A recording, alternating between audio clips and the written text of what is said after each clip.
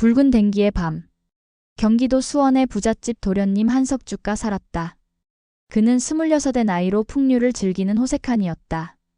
기방을 드나들고 여인들과 놀아나는 것이 일상이었다. 집안에서는 걱정이 태산이었지만 석주는 개의치 않았다. 도련님, 이제 장가를 가셔야 합니다. 장가? 재미없소. 하지만 대를 이으셔야. 알았소, 알았어. 나중에 생각해보지. 석주는 늘 이렇게 얼버무렸다. 어느 가을날 저녁 석주는 친구들과 기방에 갔다. 오늘은 새로운 기생이 왔다던데. 그래? 예쁜가? 아주 절색이라더군. 석주는 기대했다. 기방에 도착하자 기생들이 나와 맞이했다. 그중 한 명이 눈에 띄었다. 젊은 기생이었다. 20살쯤 되어 보였다. 얼굴은 달처럼 희고 눈은 별처럼 빛났다.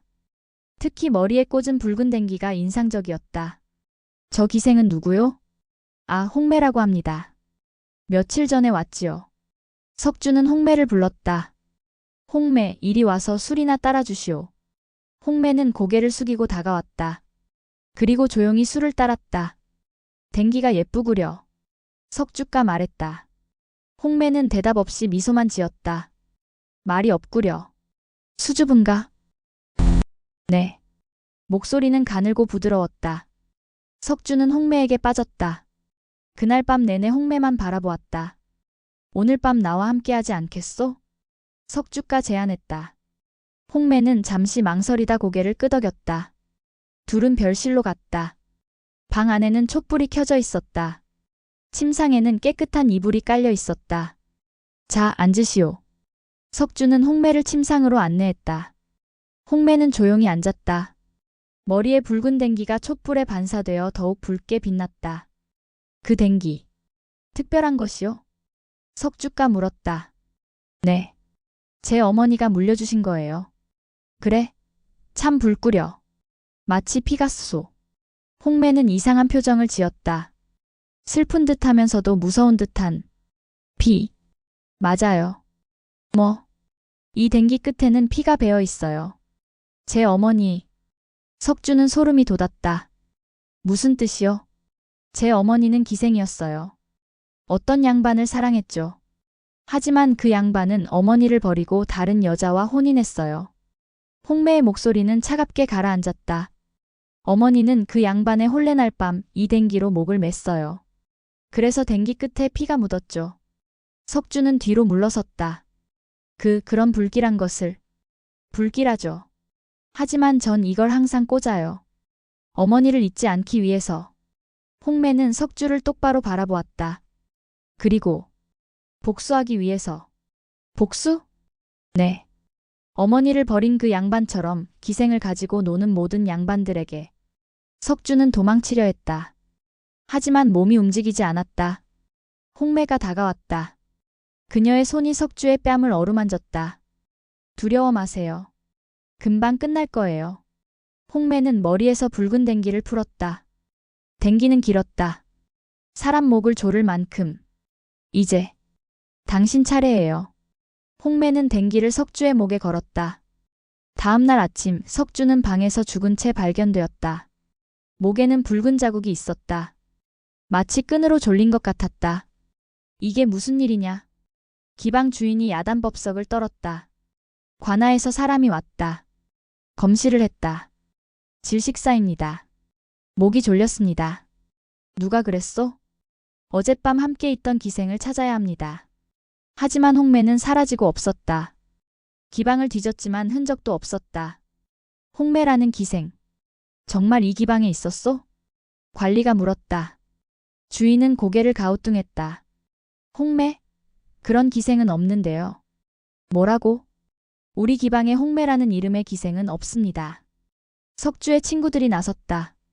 아니요. 우리가 분명 봤소. 붉은 댕기를 꽂은 기생. 붉은 댕기? 주인은 얼굴이 창백해졌다. 혹시 그 기생 얼굴이 창백하고 말이 별로 없었소? 맞소. 어떻게 아시오? 주인은 떨리는 목소리로 말했다. 그건 기생이 아니오. 귀신이오. 주인은 이야기를 들려주었다. 10년 전 이 기방에 정말로 홍매라는 기생이 있었다. 아니, 홍매의 어머니가. 그녀는 어떤 양반과 사랑에 빠졌다. 양반은 그녀를 아끼고 사랑했다. 결혼까지 약속했다. 하지만 양반의 집안이 반대했다. 기생과의 혼인은 있을 수 없다고. 양반은 가족의 압력에 굴복했다. 그리고 다른 양반집 규수와 혼례를 올렸다. 홍매의 어머니는 절망했다. 혼례날 밤 그녀는 기방 방에서 붉은 댕기로 목을 맸다. 그 댕기는 양반이 선물한 거였어요. 사랑의 증표라며. 주인은 한숨을 쉬었다. 그녀가 죽은 후 이상한 일이 생기기 시작했어요. 무슨 일이요? 기생을 함부로 대하는 손님들이 죽기 시작했어요. 항상 목이 졸려 죽었죠. 그럼. 네. 홍매 어머니의 원혼이 복수하는 거예요. 자신처럼 기생을 가지고 노는 양반들에게. 석주의 친구들은 소름이 돋았다. 그럼 석주는 희생양이 된 거죠. 석주의 장례를 치렀다. 하지만 이상한 일은 계속되었다. 한 달 후 또 다른 양반이 기방에서 죽었다. 역시 목이 졸려. 석 달 후 또 한 명. 1년 후 또 한 명. 죽는 사람들의 공통점이 있었다. 모두 기생을 함부로 대하는 호색한들이었다. 사람들은 두려워하기 시작했다. 붉은 댕기에 귀신이 나타났다. 기방에 가지 마라. 기방 손님이 뚝 끊겼다. 주인은 스님을 불렀다. 이 귀신을 쫓아주십시오. 스님은 기방을 돌아보고 고개를 저었다. 이 원한은 너무 깊습니다. 쉽게 풀리지 않을 것입니다. 그럼 어떻게 합니까? 원한의 근원을 해결해야 합니다. 근원? 그 양반을 찾아야 합니다. 홍매의 어머니를 버린 양반.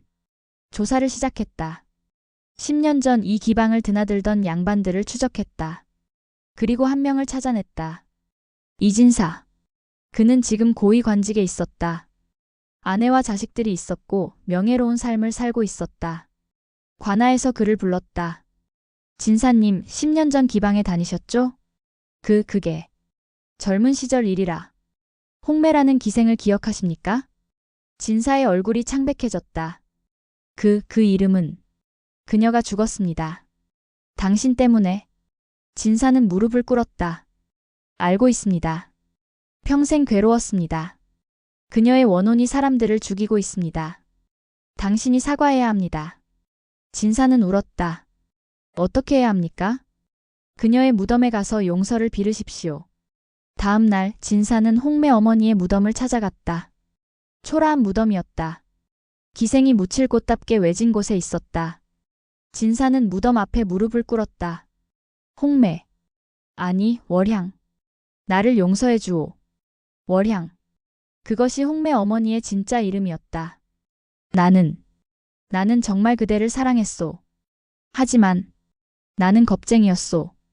가족의 압력을 이기지 못했소. 진사는 눈물을 흘렸다. 그대가 죽었다는 소식을 들었을 때 나도 죽고 싶었소. 하지만 그럴 용기도 없었소. 10년 동안 하루도 그대를 잊은 적이 없소. 밤마다 꿈에 나타났소. 나를 원망하는 그대가. 진사는 무덤에 이마를 대고 빌었다. 제발 이제 그만 쉬어주오. 더 이상 원망하지 말아주오. 내가 잘못했소. 모두 내 잘못이오. 바람이 불었다. 무덤 앞에 누군가 서 있었다. 월향이었다. 아니, 월향의 원혼이었다. 머리에는 붉은 댕기가 꽂혀 있었다. 당신. 월향은 진사를 내려다보았다. 이제야 오셨군요. 미안하오. 정말 미안하오. 미안하다고 용서가 되나요? 월향의 목소리는 차가웠다. 나는 당신을 기다렸어요. 10년 동안. 당신이 돌아와 나를 데려갈 줄 알았어요. 하지만 당신은 오지 않았어요. 대신 다른 여자와 혼인했죠. 월향은 댕기를 만졌다. 이 댕기로 목을 맬 때 당신 얼굴이 보였어요. 행복한 얼굴이. 아니요. 나는 행복하지 않았소. 거짓말. 당신은 행복했어요. 저를 잊고. 진사는 고개를 저었다. 잊지 않았소. 단 하루도. 그럼 왜 오지 않았어요? 내 무덤에라도. 두려웠소. 그대를 마주할 용기가 없었소. 월향은 한참을 진사를 바라보았다. 그리고 한숨을 쉬었다. 알겠어요. 당신도 피해자였군요. 뭐, 당신도 신분 때문에 고통받았어요. 나처럼. 월양은 무릎을 꿇어 진사와 눈높이를 맞췄다. 우리 둘 다 조선이라는 세상의 희생자였어요. 월양. 하지만 나는 화가 났어요. 너무 억울했어요. 그래서 다른 사람들을 해쳤어요. 월양은 눈물을 흘렸다. 이제 그만하고 싶어요. 지쳤어요. 그럼 용서할게요. 당신을. 월양은 머리에서 붉은 댕기를 풀었다. 이 댕기. 이제 필요 없어요. 댕기는 바람에 날려 사라졌다. 월양도 천천히 흐릿해졌다. 안녕히 행복하세요. 월양. 가지 마오. 하지만 월양은 이미 사라졌다. 그날 이후 붉은 댕기의 귀신은 나타나지 않았다. 기방에서 더 이상 사람이 죽지 않았다. 진사는 집으로 돌아가지 않았다. 대신 절에 들어가 스님이 되었다. 저는 평생 참회하며 살겠습니다. 그는 매일 월양을 위해 기도했다. 부디 좋은 곳에서 태어나길. 10년 후 진사는 죽었다. 죽을 때 그는 미소 짓고 있었다. 사람들은 말한다. 꿈에서 월양을 만났다고. 이번에는 행복하게. 그리고 이상한 일이 일어났다. 진사가 묻힌 무덤 옆에 새로운 무덤이 생겼다. 아무도 만들지 않았는데 무덤 앞에는 붉은 댕기가 놓여 있었다. 사람들은 알았다. 월양이 돌아왔다고. 진사 곁에 묻히러. 100년이 지나고 그 무덤들은 사라졌다. 하지만 전설은 남았다. 붉은 댕기의 이야기. 사랑과 배신, 원한과 용서의 이야기. 어떤 이는 말한다. 가끔 기방 근처에서 붉은 댕기가 보인다고. 바람에 날리는 붉은 천이. 하지만 이제는 무섭지 않다고. 오히려 슬프다고. 사랑할 수 없었던 두 사람의 이야기가. 현대에도 가끔 붉은 댕기가 발견된다고 한다. 오래된 기방터 혹은 골동품 가게에서. 그것을 가져가는 사람은 조심해야 한다. 댕기 끝에 묻은 피를 보게 될지도 모른다. 월양의 피. 그녀의 슬픔이 배어든 피. 하지만 그 피는 이제 저주가 아니다. 경고다. 사랑하는 사람을 함부로 대하지 말라는. 신분 때문에 사랑을 포기하지 말라는. 월양은 지금 어디 있을까? 진사와 함께 있을까? 아니면 아직도 떠돌고 있을까? 붉은 댕기를 들고 다음 이야기를 찾아서. 이 이야기는 순조연간의 기록에서 유래했다. 기방에서 양반들이 연이어 의문사했다는 내용이 있고 민간에서는 기생의 원혼 때문이라는 소문이 돌았다고 한다. 조선시대 기생들의 사랑은 언제나 비극이었다. 신분 때문에 이루어질 수 없었고 배신당하는 것이 일상이었다. 월양은 그런 기생들의 상징이다. 진심으로 사랑했지만 버림받았고 절망 끝에 스스로 목숨을 끊었다. 붉은 댕기는 그녀의 사랑이자 원한이다. 사랑의 증표였던 것이 죽음의 도구가 되었고 나아가 복수의 무기가 되었다. 하지만 결국 월양은 용서를 선택했다. 원한보다 사랑이 컸기 때문에. 조선시대 사람들은 믿었다. 진정한 사랑은 신분을 넘어선다고. 하지만 현실은 그렇지 못했다. 수많은 월양들이 있었다. 사랑했지만 버림받은 여인들. 그들의 한은 댕기에, 비녀에, 놀이개에 서려 전해졌다. 당신도 누군가를 사랑한다면 신분이나 체면 때문에 포기하지 마라. 월양처럼 후회하기 전에. 붉은 댕기는 그것을 일깨워준다. 사랑은 신분을 넘어서야 한다고. 흰 적삼의 여인의 헌종연간 전라도 전주의 의원 박경호가 살았다. 그는 32의 나이로 혼자 살며 병자들을 돌보았다. 아내는 3년 전 병으로 세상을 떠났고 자식도 없었다. 경호는 외로웠지만 일로 그 외로움을 달랬다. 어느 장마철 밤 경호는 왕진을 마치고 돌아오는 길이었다. 비가 억수같이 쏟아졌다. 우산을 썼지만 온몸이 흠뻑 젖었다. 빨리 집에 가야겠다. 경호는 발걸음을 재촉했다. 그때 누군가 길가에 쓰러져 있는 것이 보였다. 저건 여인이었다. 흰 적삼을 입은 여인이 비를 맞으며 쓰러져 있었다. 이런. 경호는 달려갔다. 의원의 본능이었다. 괜찮으십니까? 여인은 의식이 없었다. 숨은 쉬지만 매우 약했다. 경호는 여인을 업었다. 가볍게 느껴질 정도로 말랐다.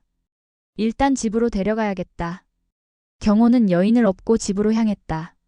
집에 도착해 여인을 방에 눕혔다. 촛불을 켜고 자세히 보니 여인은 25쯤 되어 보였다.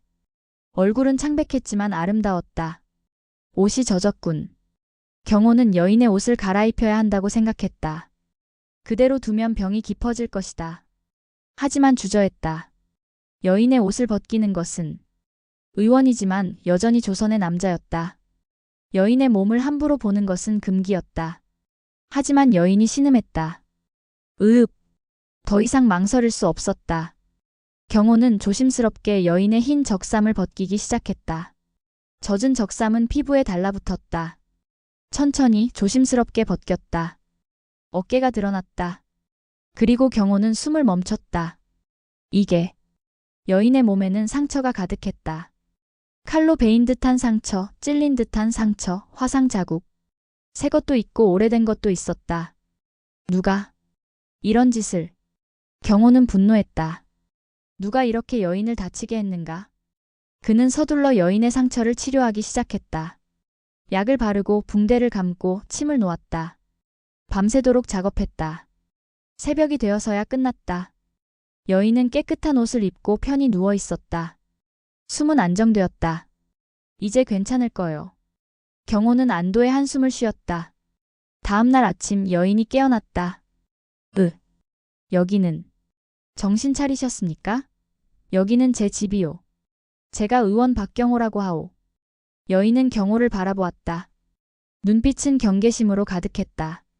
왜? 저를 구해주셨어요? 당연한 일을 했을 뿐이요. 의원이니까요. 여인은 자신의 몸을 만져보았다. 상처가 치료되어 있었다. 제 상처를 보셨군요. 죄송하오. 하지만 치료하지 않을 수 없었소. 여인은 슬픈 표정을 지었다. 이제 저를 괴물처럼 볼 거죠? 무슨 말씀이요? 제 몸에 있는 상처들 흉측하죠? 경호는 고개를 저었다. 상처는 흉측하지 않소. 그것은 그대가 살아남았다는 증거요. 여인은 눈물을 흘렸다. 아무도 그런 말 해준 사람이 없었어요. 그대 이름은 무엇이요? 설화.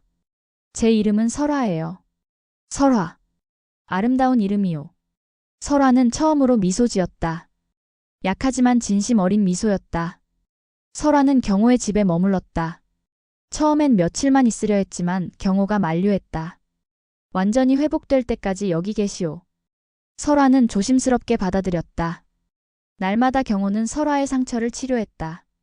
약을 바르고 붕대를 갈고 상태를 확인했다. 오늘은 좀 나아졌소. 감사합니다. 천만에요. 일주일이 지나자 설화는 많이 회복되었다. 하지만 마음의 상처는 여전했다.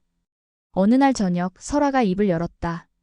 선생님, 제 이야기를 들어주실 수 있나요? 물론이요. 설화는 자신의 과거를 들려주었다. 그녀는 원래 양반집 교수였다. 하지만 집안이 영모에 연루되어 몰락했다. 가족들은 모두 죽거나 노비가 되었다. 설화도 노비로 팔려갔다. 절을 산 주인은 악독한 사람이었어요. 설화의 목소리는 떨렸다. 저를 매일 때렸어요. 이유도 없이. 재미로.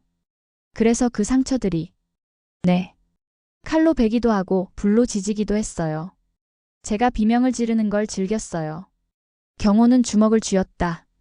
분노가 치솟았다. 3년을 견뎠어요. 하지만 더 이상 못 견디겠더라고요. 그래서 도망쳤어요. 그래서 길에서 쓰러진 거군요. 네. 며칠을 굶고 걸었어요. 그러다 힘이 다 빠졌어요. 설화는 경호를 바라보았다. 하지만 선생님을 만났어요. 처음으로 저를 사람처럼 대해주는 분을. 경호는 설화의 손을 잡았다. 이제 안전하오. 아무도 그대를 해치지 못할 거요. 정말 여기 있어도 되나요? 그럼요. 원하는 만큼 오래요. 설화는 울었다. 오랜만에 느끼는 안도감이었다. 한 달이 지났다. 설화의 상처는 많이 나았다. 몸에 흉터는 남았지만 아물었다. 하지만 더 중요한 것은 마음이 치유되고 있다는 것이었다. 경호는 설화에게 친절했다. 존중했다. 사람으로 대했다. 설화, 오늘 시장에 가는데 함께 가시겠소? 좋아요. 두 사람은 함께 시장을 다녔다. 처음엔 사람들이 설화를 이상하게 쳐다봤다. 흰 적삼 안으로 보이는 흉터들 때문에. 하지만 경호는 신경 쓰지 않았다. 당당하게 설화와 함께 걸었다. 선생님, 사람들이 저를 봐요. 신경 쓰지 마시오. 그들이 뭔지도 모르면서 판단하는 거요. 경호는 설화의 손을 잡았다. 그대는 아름다운 사람이오. 상처가 있든 없든. 설화는 눈물이 났다. 기쁨의 눈물이었다. 2달째 경호는 깨달았다. 자신이 설화를 사랑하고 있다는 것을. 처음엔 환자로 봤다. 하지만 이제는 여인으로 봤다. 아름답고 강인하고 용감한 여인. 나는 설화를 사랑한다. 하지만 말할 수 없었다. 설화가 나를 어떻게 생각할까?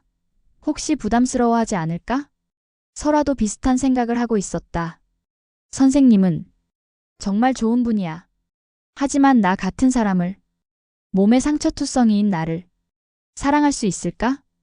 두 사람은 서로 좋아하면서도 말하지 못했다. 어느 날 밤 설화의 옛 주인이 찾아왔다. 내년이 여기 있다며 문을 발로 차며 들어왔다.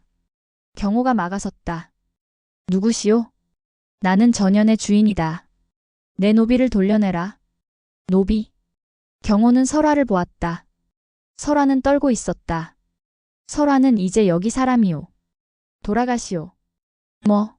감히. 주인은 칼을 뽑았다. 내 물건을 돌려주지 않으면 죽여버리겠다. 경호는 물러서지 않았다. 설화는 물건이 아니오. 사람이오. 닥쳐. 주인이 칼을 휘둘렀다. 경호는 피했다. 하지만 팔에 베었다. 으윽. 선생님. 설화가 비명을 질렀다. 주인이 다시 칼을 들었다. 이번엔 설화를 향해. 내년이 모든 문제의 시작이야. 그 순간 경호가 설화를 밀쳤다. 그리고 자신이 칼을 맞았다. 크! 칼이 경호의 어깨에 꽂혔다. 선생님. 설화는 경호를 안았다.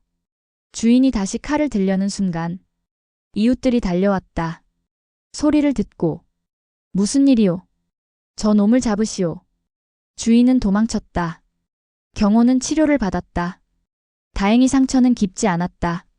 설화는 밤새 경호 곁을 지켰다. 미안해요. 쟤 때문에. 괜찮소. 경호는 미소 지었다. 그대를 지킬 수 있어서. 다행이요. 설화는 울었다. 왜 저를 지켜주세요? 왜냐고? 경호는 설화의 손을 잡았다. 사랑하기 때문이요. 설화는 숨이 멎는 듯 했다. 사랑? 그렇소. 나는 그대를 사랑하오. 상처가 있든 없든 과거가 어떻든 상관없소. 경호는 설화의 눈을 똑바로 바라보았다. 그대는 나에게 가장 아름다운 사람이오. 설화는 눈물을 흘렸다. 저도 선생님을 사랑해요. 정말이요? 네. 처음으로 저를 사람으로 봐주셨어요. 존중해 주셨어요. 사랑해 줬어요. 두 사람은 서로를 안았다. 아파요? 아니요. 그대가 곁에 있으니 안 아프오. 며칠 후 관아에서 소식이 왔다. 설화의 옛 주인이 잡혔다고. 그리고 그가 저지른 다른 범죄들도 밝혀졌다고. 여러 노비를 학대하고 죽인 죄로 유배형을 받았습니다. 관리가 말했다. 그리고 설화 씨는 이제 자유입니다. 노비 문서가 파기되었습니다. 설화는 믿을 수 없었다. 정말이에요? 그렇습니다. 이제 자유의 몸입니다. 설화는 기쁨에 울었다. 경호도 미소 지었다. 이제 진짜 새 삶을 시작할 수 있소. 1년 후 경호와 설화는 혼례를 올렸다. 조촐한 혼례였다. 하객도 많지 않았다. 하지만 두 사람은 행복했다. 혼례날 밤 설화는 흰 적삼을 입었다. 경호는 그녀를 바라보았다. 적삼 아래로 흉터들이 보였다. 하지만 이제 그것은 두렵지 않았다. 아름답소. 경호가 말했다. 흉터가 보이는데요. 그것도 그대의 일부요. 그대가 살아온 증거요. 경호는 설화의 흉터를 하나하나 만졌다. 이 모든 상처를 견디고 살아남았소. 대단한 사람이요. 설아는 눈물을 흘렸다. 선생님, 고마워요. 내가 고마워해야 하오. 나에게 와줘서. 두 사람은 입을 맞췄다.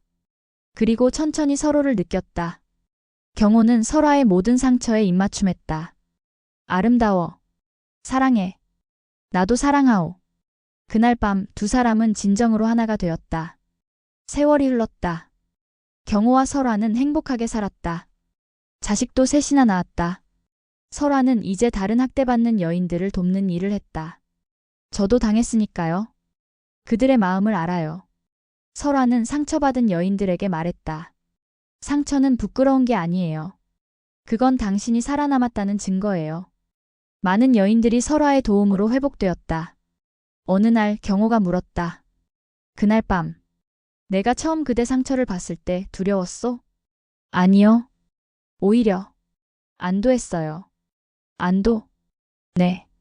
제 진짜 모습을 보여줄 수 있어서. 숨기지 않아도 돼서.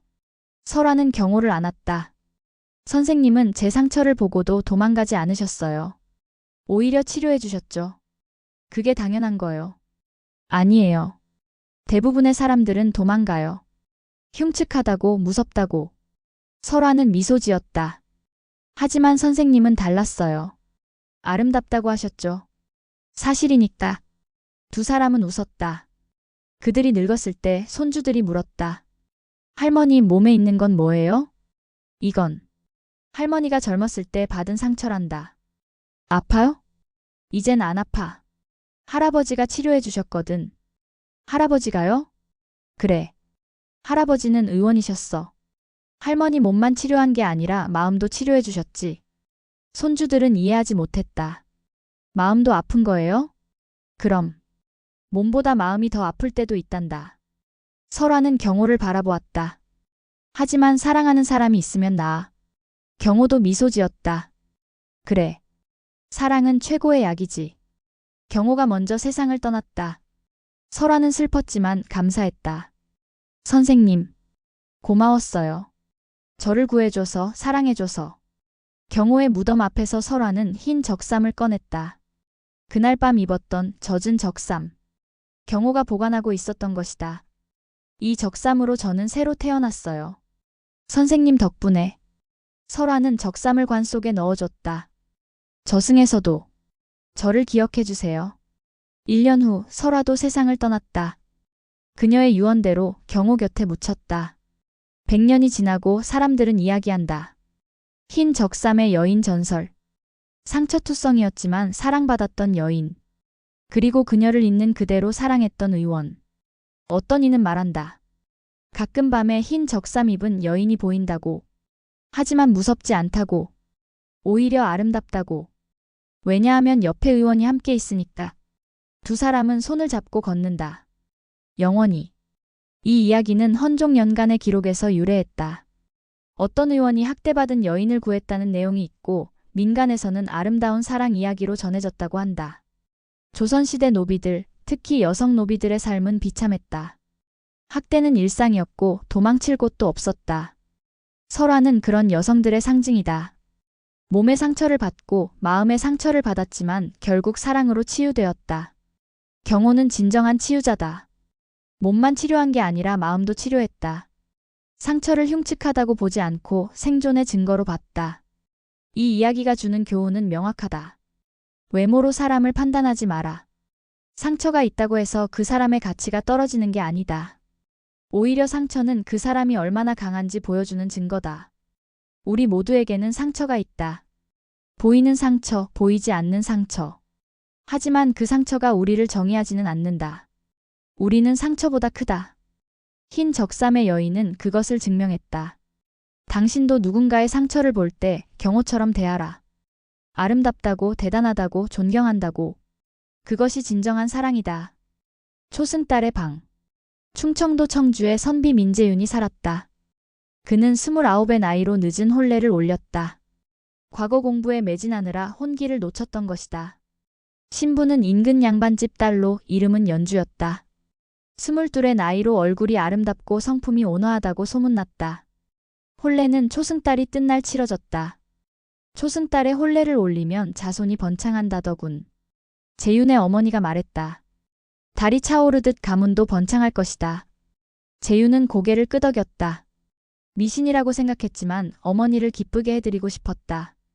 혼례는 성대하게 치러졌다. 하객들이 축복했고 잔치상은 풍성했다. 해가 지고 밤이 되었다. 재윤은 신부방으로 안내되었다. 방은 새로 꾸며져 있었다. 붉은 촛불이 켜져 있고 침상에는 화려한 이불이 깔려 있었다. 연주는 이불 속에 앉아 있었다. 붉은 치마만 보였다. 부인. 재윤은 떨리는 목소리로 불렀다. 연주는 고개를 들었다. 얼굴에는 붉은 연지가 발라져 있었다. 낭군.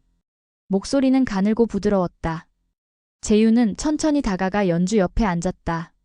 첫날 밤이라. 긴장되시오? 네. 조금요. 나도 그렇소. 두 사람은 어색하게 웃었다. 재윤은 창문을 보았다. 초승달이 하늘에 떠 있었다. 가늘고 아름다웠다. 달이 예쁘구려. 네. 오늘 특별한 날이니까요. 연주도 달을 보았다. 그녀의 얼굴에 달빛이 비쳤다. 그때 재윤은 이상한 것을 봤다. 연주의 그림자. 촛불에 비친 그림자가 벽에 있었다. 하지만 그 그림자가 이상했다. 너무 진했다. 마치 실체가 있는 것처럼. 착각이겠지. 재윤은 고개를 저었다. 이제 시작할까요? 연주가 조심스럽게 물었다. 그러지요. 재윤은 연주의 손을 잡았다.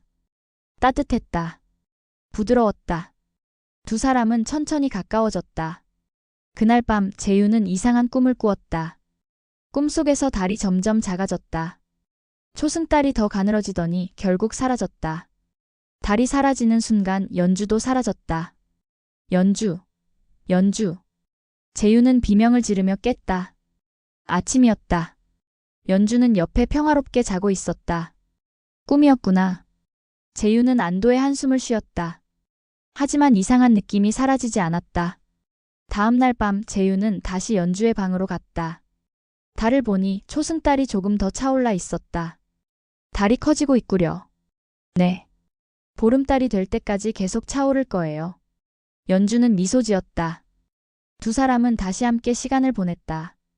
하지만 재윤은 계속 연주의 그림자를 신경 쓰게 되었다. 그림자가 이상했다. 때로는 연주보다 크게 보였고 때로는 움직임이 다른 것 같았다. 부인, 그림자가. 네. 아니, 아무것도 아니오. 재윤은 말을 삼켰다. 내가 너무 예민한가 보다. 일주일이 지났다. 달은 점점 차올랐다. 초승달에서 반달로. 재윤과 연주는 행복하게 지냈다. 낮에는 대화를 나누고 밤에는 서로를 느꼈다. 하지만 재윤은 점점 이상한 것을 느꼈다. 연주가 달의 상태에 따라 달라지는 것 같았다. 달이 차오를수록 연주는 생기가 넘쳤다. 얼굴에 혈색이 돌고 목소리도 밝았다. 하지만 어느 날 구름이 달을 가렸을 때 연주는 갑자기 창백해졌다. 부인, 괜찮소? 네, 괜찮아요. 그냥 어지러워서. 연주는 이내 회복했다. 구름이 걷히고 달이 다시 나타나자 재윤은 확신했다. 뭔가 이상하다. 연주는 달과 연결되어 있다. 보름달이 뜨기 이틀 전 재윤은 어머니를 찾아갔다. 어머니, 여쭤볼 게 있습니다. 무엇이냐? 연주이. 집안에 대해 아시는 게 있습니까? 어머니는 이상하다는 표정을 지었다. 왜 갑자기? 그냥 궁금해서요. 어머니는 한참을 생각하다 입을 열었다. 사실은 연주의 집안에는 전설이 있다. 전설? 그래. 그 집안 여인들은 모두 달과 관련이 있다고 한다. 재윤은 숨을 죽였다. 어떤 관련입니까? 먼 옛날 연주의 조상 중 한 여인이 달의 정령과 사랑에 빠졌다고 한다. 그리고 그 피가 대대로 내려온다는구나. 그럼 연주도. 그래. 연주도 달의 피를 이어받았을 것이다. 어머니는 재윤을 걱정스럽게 바라보았다. 하지만 걱정하지 마라. 나쁜 것이 아니다. 오히려 축복이라고 한다. 축복? 그래. 달의 피를 가진 여인은 가문을 번창시킨다고 한다. 하지만 조심해야 한다. 달이 사라지면 여인도 함께 사라질 수 있다고 한다. 재윤은 온몸에 소름이 돋았다. 사라진다니. 그게 무슨 금음날이다. 달이 완전히 사라지는 날. 그날 조심해야 한다. 보름달이 떴다. 연주는 그날 밤 가장 아름다웠다. 피부는 빛났고 눈은 별처럼 반짝였다. 마치 여신 같았다. 낭군. 오늘 달이 정말 예쁘죠? 그렇소. 하지만 그대가 더 아름답소. 두 사람은 창가에 서서 달을 보았다. 보름달은 완벽했다. 둥글고 밝았다. 낭군. 제가 고백할 게 있어요. 무엇이요? 연주는 재윤을 바라보았다. 저는 평범한 사람이 아니에요. 알고 있소. 알고 계셨어요? 그렇소. 그대는 달과 연결되어 있소. 어머니께 들었소. 연주는 눈물을 흘렸다. 말씀드려야 했는데 두려웠어요. 낭군이 저를 괴물처럼 볼까봐. 괴물? 천만에. 재윤은 연주를 안았다. 그대는 가장 아름다운 사람이요. 달의 피를 가졌든 안 가졌든. 하지만 저는 위험해요. 무슨 뜻이요? 금인날. 달이 사라지는 날. 저도 사라질 수 있어요. 재윤은 연주를 더욱 꽉 안았다. 그런 일은 없을 거요.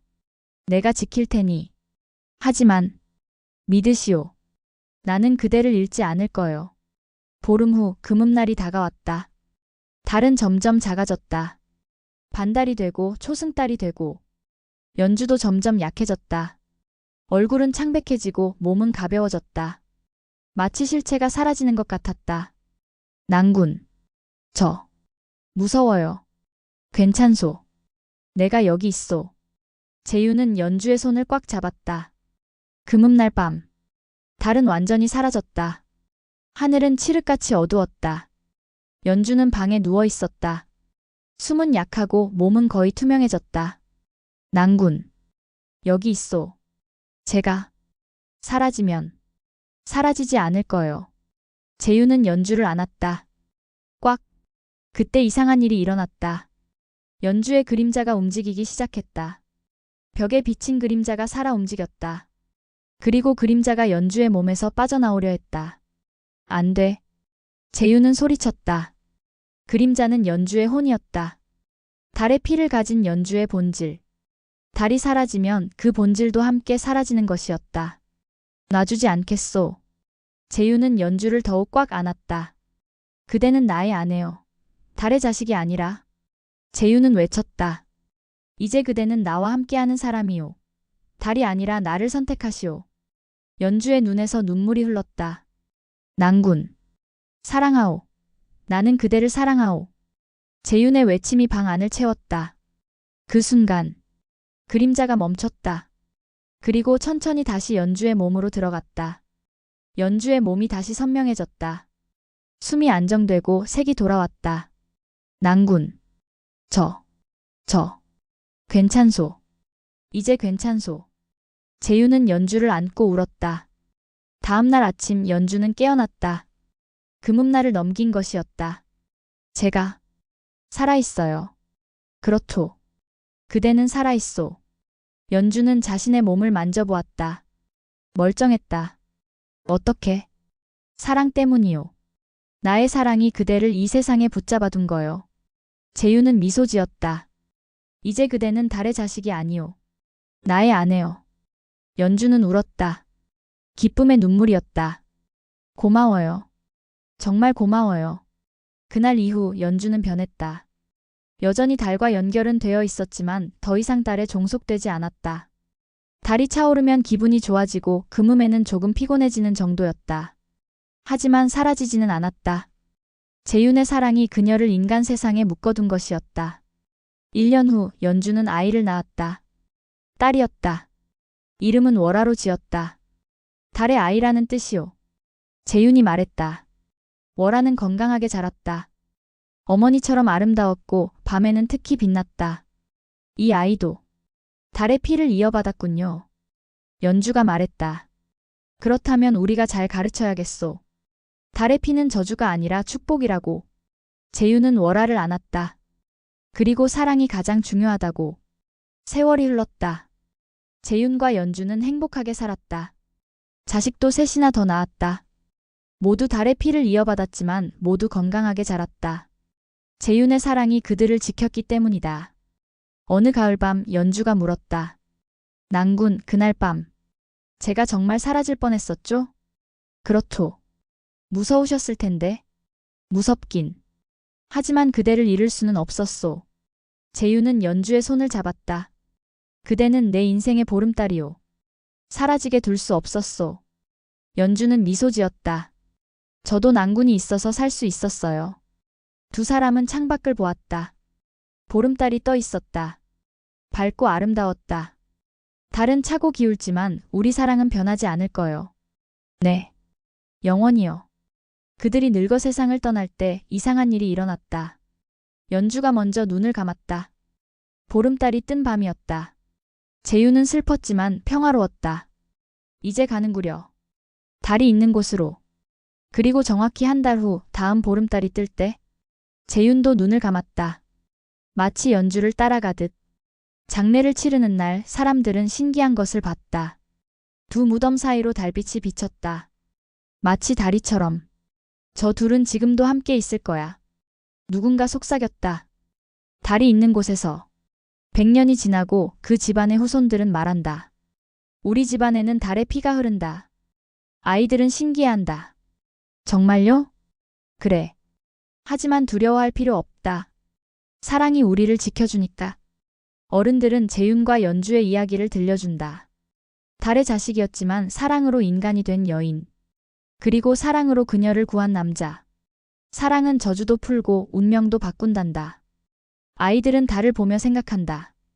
나도 언젠가 그런 사랑을 할 수 있을까? 달은 대답 대신 미소 짓는다. 밝고 아름답게. 현대에도 가끔 이상한 일이 일어난다고 한다. 초승달이 뜰 때 어떤 여인들은 그림자가 흐려진다고.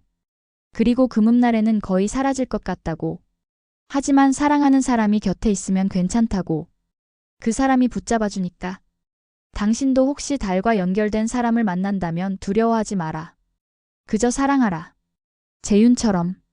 사랑은 모든 것을 이긴다. 달도 운명도 저주도. 초승달의 방은 지금도 어딘가에 있다. 달빛이 들어오는 방. 그리고 그 방에서는 여전히 들린다. 사랑하오. 저도 사랑해요. 두 사람의 목소리가. 영원히. 이 이야기는 정조연간의 기록에서 유래했다. 어떤 여인이 달과 관련되어 있었다는 내용이 있고 민간에서는 달의 정령과 인간의 사랑 이야기로 전해졌다고 한다. 조선시대 사람들은 달을 신비롭게 여겼다. 달은 음의 상징이었고 여성과 깊은 관련이 있다고 믿었다. 연주는 달의 자식이었다. 달의 주기에 따라 존재가 달라지는 신비한 여인. 하지만 재윤의 사랑이 그녀를 구했다. 달의 종속에서 벗어나 진정한 인간이 되게 했다. 이 이야기가 주는 교훈은 명확하다. 사랑은 운명을 바꾼다. 아무리 강한 저주도, 아무리 확고한 운명도 진정한 사랑 앞에서는 무력하다. 우리 모두는 무언가에 종속되어 산다. 환경에, 신분에, 과거에. 하지만 사랑하는 사람이 있다면 그 종속에서 벗어날 수 있다. 연주처럼. 당신도 누군가를 사랑한다면 그 사람의 운명을 바꿀 수 있다. 재윤처럼. 그리고 당신도 누군가의 사랑으로 구원받을 수 있다. 달은 차고 기운다. 하지만 사랑은 변하지 않는다. 영원히. 여러분, 오늘 이야기는 어떠셨나요? 달이 기울고 붉은 댕기가 바람에 흔들리며 흰 적삼이 젖어드는 밤이었습니다. 사랑은 때로 피처럼 뜨겁고 달빛처럼 서글픕니다. 운명에 맞서고 상처를 감싸 안는 그들의 이야기는 결국 우리 자신의 이야기이기도 합니다. 조선시대에도 지금 이 시대에도 사랑은 늘 금지되거나 혹은 용기가 필요했습니다. 여러분은 누군가의 운명을 바꿀 만큼 사랑해 본 적이 있나요?